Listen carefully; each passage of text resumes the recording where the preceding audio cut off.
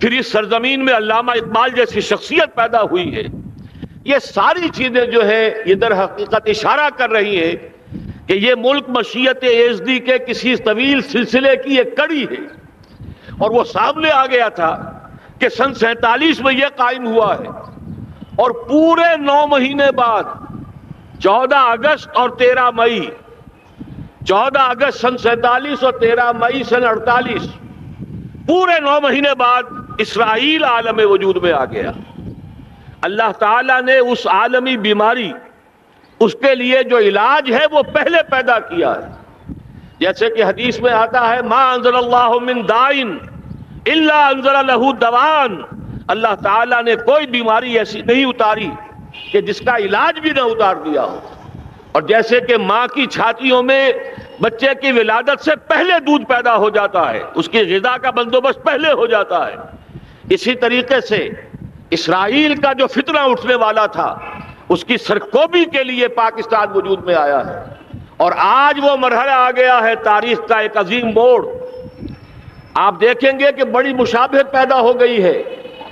ایک طرف بظاہر امریکہ کی مرضی کے خلاف اسرائیلی وزیر اعظم نتن یاہو وہ بڑا ایک غرور کا اور بڑے تکبر کا مظاہرہ کر رہا ہے، اور وہ پورا پیس پروسیس جس پر نہ معلوم کتنا وقت صرف ہوا تھا، کتنی محنتیں ہوئی تھیں، کتنے راؤنڈز آف ٹاکس ہوئے تھے، کبھی واشنگٹن میں ہوئے ہیں، کبھی اوسلو طرز کا کوئی معاہدہ ہوا ہے، کبھی پھر اور اس کے بعد پیشی ہوئی تھی میڈرڈ کے اندر بھی، لیکن وہ سارا پیس پروسیس جو ہے اس کی دھجیاں کر رہا ہے. وہ وقت بالکل قریب نظر آ رہا ہے کہ یروشلم کے مسئلے پر وہاں بٹی دہک اٹھے گی. اور احادیث نبویہ میں جو خبریں دی گئی ہیں کتاب الملاحم کی احادیث میں معلوم ہوتا ہے کہ اب اس کا آغاز ہونے والا ہے. نتن یاہو کو امریکہ کے خلاف جانے کا اصل میں حوصلہ کیوں بڑھ رہا ہے؟ اس لیے کہ اسے معلوم ہے کہ فرنگ کی رگیں جہاں پنجہ یہود میں ہے، چاہے کلنٹن ہو یا کلنٹن کا باپ ہو، یہودی لابی وہاں کی اتنی مضبوط ہے، کانگریس میں اور سینٹ میں ان کا اتنا اثر ہے کہ کوئی بھی وہاں شخص بڑے سے بڑا طاقتور اور بڑے سے بڑا اختیارات کا حامل اسرائیل کی مرضی کے خلاف نہیں جا سکتا. یہی معاملہ یہاں نظر آ رہا ہے. بظاہر تو ناراضگی کا اظہار ہوا ہے، لیکن یہ بات اب تو کھلتی چلی جا رہی ہے. حقیقت یہ ہے کہ یہود اور ہنود کا بڑا گہرا لنک قائم ہو چکا ہے، اور یہ بھٹیاں اب دونوں طرف دہکیں گی.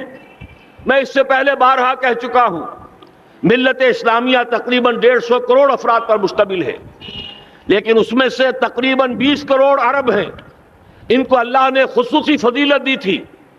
یہ تھے کہ جن کی زبان میں قرآن نازل ہوا، خود محمد عربی صلی اللہ علیہ وسلم عرب تھے، انہیں جو فضیلت عطا کی تھی. لیکن بدقسمتی سے اس دور میں آ کر بھی انہوں نے آزادی حاصل کرنے کے بعد بھی اپنا قبلہ درست نہیں کیا. کسی نے ماسکو کی طرف رخ کیا، کسی نے واشنگٹن کا رخ کیا، اللہ اور اس کے رسول کی طرف رخ نہیں ہوا. واقعہ یہ ہے کہ مجرم ہیں. دوسرے بڑے مجرم 150 کروڑ میں سے 10% یہ 15 کروڑ مسلمان ہیں. حالیہ جو سینسس ہمارا ہوا ہے اس کے بعد اندازہ ہو رہا ہے کہ یہاں کی آبادی 15 کروڑ ہو چکی ہے. 10% امت مسلمہ کا مسلمانان پاکستان ہے، اور یہ اس اعتبار سے کہ اسلام کے نام پر ملک بنا کر نصف صدی گزار چکے، لیکن یہاں پر اسلام کا بول بالا نہیں ہوا، کتاب و سنت کی بالا دستی پر اعلان نہیں ہوا. دستور میں ساری اسلامی دفعات موجود، لیکن اس کے ساتھ ہی ایسے خلا موجود، چور دروازے موجود کہ کوئی دفعہ بھی مؤثر نہیں ہے. یہ منافقت کا پلندہ لے کر ہم چل رہے ہیں اس دستور کو، اس دستور مملکت پاکستان کو. لہذا واقعہ یہ ہے کہ یہ بھٹی جو ہے اب ہماری آزمائش کے لیے آگ ابراہیم ہے، نمرود ہے. کیا کسی کو پھر کسی کا امتحان مقصود ہے؟ اس لیے میں نے وہ آیت بھی آپ کو سنائی، وَلَنَبْلُوَنَّكُمْ بِشَيْءٍ مِّنَ الْخَوْفِ وَالْجُوعِ. آج کی صورتحال پر غور کیجئے، کس درجے یہ الفاظ ہمارے جو ہیں وہ ثابت ہو رہے ہیں اور جس اپلائی ہو رہے ہیں. ایک خطرہ پیدا ہو چکا ہے. واقعہ یہ ہے کہ کوئی کرائسس ہو، کوئی خطرہ ہو، کوئی اندیشہ ہو تو قوم جاگ جایا کرتی ہے. اور اس کے بعد حقیقت یہ ہے اگر ہم نے جرأت کر لی، اور مجھے یقین ہے کہ ہو جائے گا، کچھ لیت و لال ہے، کچھ تاخیر ہے، حکومت کے کچھ اعلانات دو طرفہ سے بھی آ جاتے ہیں، لیکن مجھے یقین ہے یہ دھماکہ ہوگا، یہ مشیت اذنی ہے، یہ شدنی امر ہے، یہ ہوگا۔ اور اس کے بعد یقیناً اس آیت مبارکہ کا دوسرا لفظ ہم پر منطبق ہوگا، وَلَنَبْلُوَنَّكُمْ بِشَيْءٍ مِّنَ الْخَوْفِ وَالْجُوعِ۔ یہاں دوسرا لفظ بھوک کا لفظ ہے، ہم پر سختیاں آئیں گی یقیناً۔ الکفر ملت واحدہ، پوری دنیا امریکہ کی زیر سرپرستی ہمارے خلاف کھڑی ہوگی، ہمارے اوپر پابندیاں لگیں گی، لیکن شاید ہمارے جذبہ ایمانی کو بیدار کرنے کے لیے اللہ تعالیٰ اسی کو ذریعہ بنا دے، اور پھر اس کے ذریعے سے پورے عالم اسلام میں عوامی سطح پر جو ہمدردی پیدا ہوگی پاکستان کے ساتھ، اس کے آثار شروع ہو گئے ہیں۔ کبھی قطر کی طرف سے خبر آ رہی ہے، کبھی الاحرام کا جو ہے وہاں بات سامنے آ رہی ہے۔ معلوم ہو رہا ہے کہ جو بھی پبلک اوپینین ہے پورے عالم اسلام میں، اس کی وجہ کیا ہے؟ میں نے اپنے پچھلے جمعے کے خطاب میں عرض کیا تھا کہ جیسے پاکستان سلطنت خداداد پاکستان ہے، ایسے ہی اس کی ایٹمی صلاحیت یہ بھی خداداد ہے، اللہ نے چھپر پھاڑ کر ہمیں دی ہے۔ ایسا نہیں تھا کہ ہم نے لیبارٹریاں بنائی ہوں، ہمارے سینکڑوں اور ہزاروں سائنسدان ریسرچ میں لگے ہوئے ہوں، نہیں، اچانک اللہ تعالیٰ کی طرف سے ہمیں ایک نعمت غیر مترقبہ عطا ہو گئی ڈاکٹر عبدالقدیر کی شکل میں۔ پھر نہ معلوم کس کس ذریعے سے اس پروگرام کو آگے بڑھانے کے لیے جن پرزوں کی ضرورت تھی، کس کس ذریعے سے وہ پرزے یہاں پہنچے ہیں۔ یہ بھی خالص خداداد صلاحیت ہے، اور اس کو سمجھ لینا چاہیے کہ یہ ہمارے لیے ایک فرض کفایہ کے درجے میں ہے پوری امت مسلمہ کی طرف سے۔ اس کی وجہ کیا ہے؟ پورے عالم اسلام میں کہیں اور یہ صلاحیت موجود نہیں۔ کچھ ایٹمی دانت نکلنے کا امکان پیدا ہوا تھا عراق میں، آپ کو معلوم ہے کئی سال پہلے اسرائیل کے جیٹس آئے اور اس کی ایٹمی تنصیبات کو تہس نہس کر کے چلے گئے۔ اس کے بعد جو کچھ ہوا ہے خلیج کی جنگ میں، اس کا اگلا پچھلا کھایا پیا سارا اگلوا دیا، اور اس کے لیے جو پابندیاں ہیں شدید سے شدید تر ابھی تک چلی آ رہی ہیں۔ تو اچھی طرح سمجھ لیجئے کہ پورے عالم اسلام میں صرف ایک پاکستان ہے، پوری دنیا میں صرف ایک ملک ہے جو اسلام کے نام پر بنا، پورے عالم اسلام میں صرف ایک ملک ہے جس کے پاس ایٹمی استعداد ہے۔ ان دونوں چیزوں کو سامنے رکھیے تو پھر مشیت اذنی میں مختلف چیزیں جو اللہ تعالیٰ کی اس تدبیر کے اندر موجود ہے، اس کی کچھ نہ کچھ کڑیاں جو ہے ملتی نظر آتی ہیں۔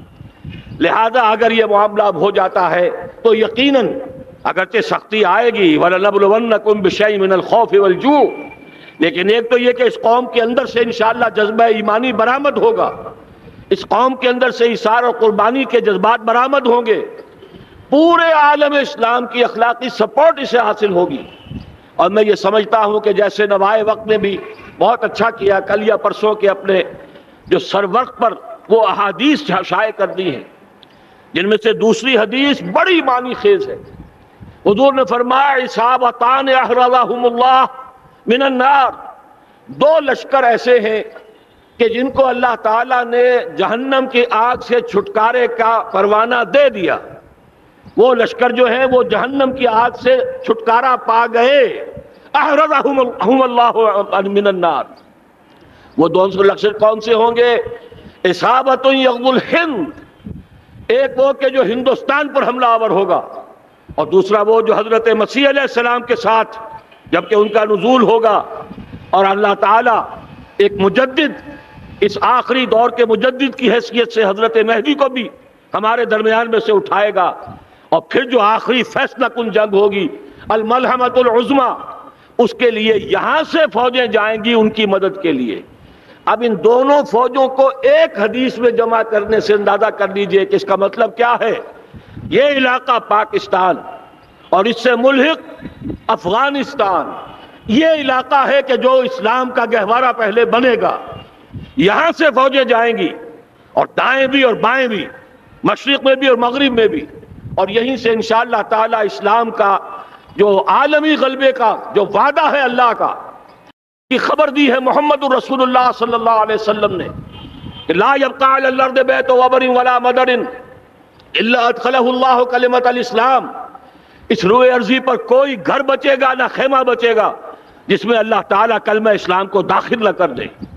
وہ حدیث کے جس کے بارے میں فرمایا گیا، حضور نے ارشاد فرمایا، حضرت ثوبان سے روایت ہے کہ اللہ تعالیٰ نے میرے لیے ساری زمین کو سمیٹ دیا۔ ان اللہ زوالی الارض فرأیت مشارقہا و مغاربہا، میں نے اس زمین کے سارے مشرق دیکھ لیے، سارے مغرب دیکھ لیے، لیکن یہ جان لو ان امتی سیبلغ ملکہا ما ذوی لی منہا، میری امت کی حکومت ان تمام علاقوں پر قائم ہو کر رہے گی جو پوری زمین کو لپیٹ کر مجھے دکھا دیے گئے۔ یہ وعدہ پورا ہونا ہے، اور اس وعدے کا نقطہ آغاز یہی سرزمین، اور جیسا کہ ہمیں افغانستان میں آثار نظر آ رہے ہیں، ایک خالص دینی مذہبی حکومت قائم ہو چکی ہے۔ افغانستان کا 80% علاقہ امن کا گہوارہ بن چکا ہے، علماء کی وہاں قیادت ہے اور حکومت ہے۔ یہ پاکستان اور افغانستان مل کر، جیسا کہ آپ کو یاد ہوگا میں نے جب تجویز پیش کی تھی کہ حکومت پاکستان فوراً تسلیم کرے طالبان کو، اللہ کا شکر ہے، میں یہ نہیں کہتا کہ میرے کہنے کی وجہ سے ہوا، لیکن بہرحال اللہ کا فضل ہوا کہ چند دن کے بعد ہی حکومت پاکستان نے تسلیم کر لیا طالبان کی حکومت کو۔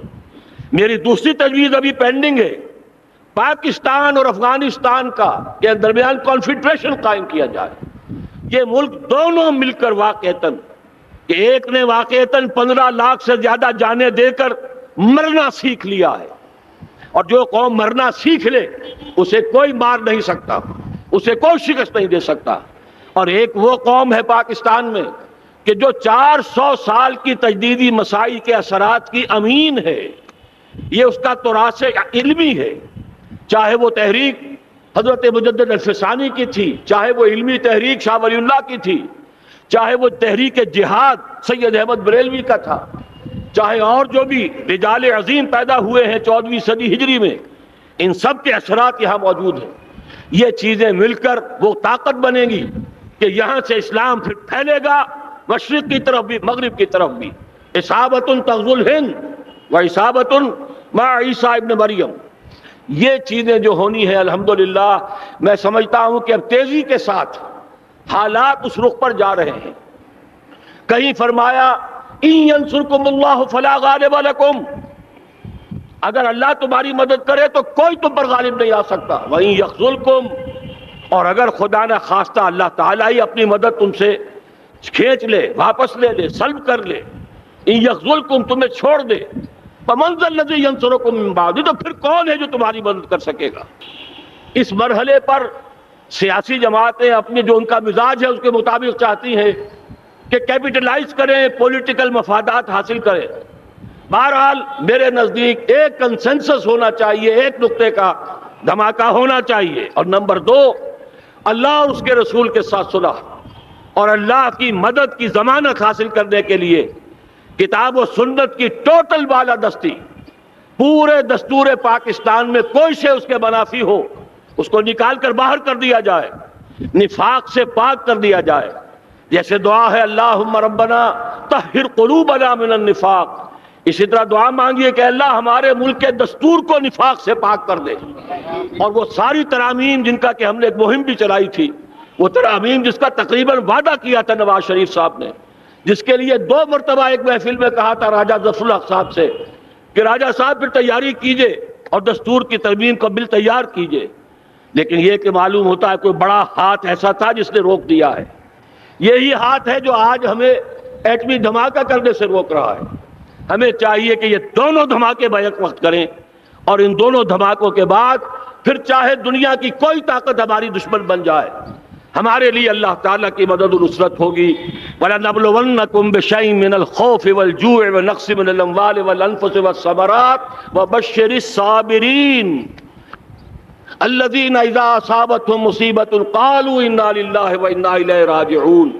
تو قوم انشاءاللہ تعالی، میں یہ سوچا کرتا تھا قوم مردہ ہے، بے حس ہو چکی ہے، دین سے عام طور پر بیزاری پیدا ہوتی جا رہی ہے، جو ہمارے دینی قیادت ہے اس سے بھی لوگوں کے اندر مایوسی پیدا ہو رہی ہے۔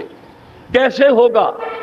میں نے بارہا کہا جب میں یہ شواہد دیکھتا ہوں جو حدیث میں ہے، جس کی خبریں دی گئی ہیں، 400 سال کی تاریخ دیکھتا ہوں، تو مجھے پاکستان کا مستقبل بہت شاندار نظر آتا ہے۔ یہ تو مشیت ایزدی میں کسی بہت اہم رول کو پلے کرنے کے لیے قائم ہوا ہے۔ جب میں زمینی حالات کو دیکھتا ہوں تو مایوسی ہوتی ہے، لیکن میں یہ سمجھتا ہوں کہ وہ وقت آ گیا ہے کہ جس میں یہ قوم جھنجھوڑی جائے۔ ایک دفعہ کا یہ جھنجھوڑا جانا انشاءاللہ تعالی ہمارے بہت سے دل اندر دور کر دے گا۔ آخر چینی کیا تھے؟ ایک 10 صدی پہلے کے چینی افیمی قوم آج کہاں سے کہاں پہنچ گئی ہے۔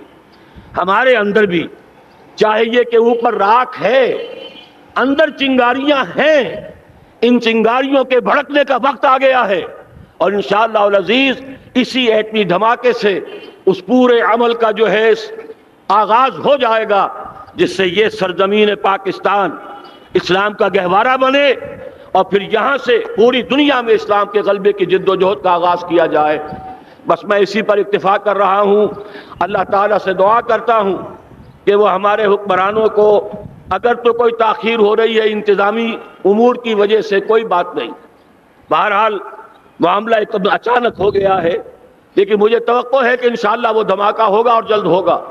اگر کوئی تذبذب ہے تو ہم اللہ تعالیٰ سے دعا کریں گے وہ نواز شریف صاحب کے دل کو پھیر دے اور اس کے اندر استقامت پیدا کر دے، اور دوسرے یہاں کی سیاسی جماعتوں کو بھی یہ توفیق دے کہ کوئی اور سیاسی مسئلہ اس وقت نہ اٹھائیں، اور جو بھی یہاں پہ مذہبی اور دینی عناصر ہیں انہیں اللہ توفیق دے کہ وہ اس دھماکے کا مطالبہ کرنے کے ساتھ ساتھ، بلکہ میں یہ سمجھتا ہوں کہ اس سے بھی زیادہ زوردار انداز میں دستور پاکستان سے منافقت کے خاتمے اور کتاب و سنت کو سپریم لا قرار دینے کی ترمیم جو ہے اس کا دھماکہ بھی کیا جائے۔